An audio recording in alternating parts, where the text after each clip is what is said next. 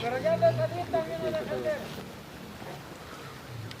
Pero el día de hoy la Universidad de Nariño, con todos los estudiantes que están aquí, le mandamos un apoyo y le mandamos un mensaje al Estado para decirle que no nos van a privatizar, no nos van a someter, no van a dejar que nosotros no estudiemos, porque el día de mañana nosotros sí vamos a construir este país bajo la educación, bajo la fraternidad,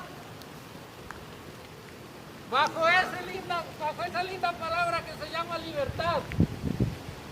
Ya le hay, compañeros, como pueden ver, defendimos estos muros, porque nuestras condiciones son mucho más grandes y no nos van a frustrar, no nos van a someter,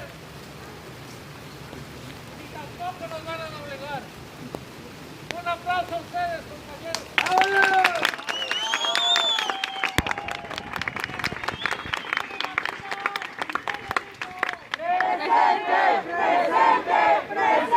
¡Universidad de Nariño!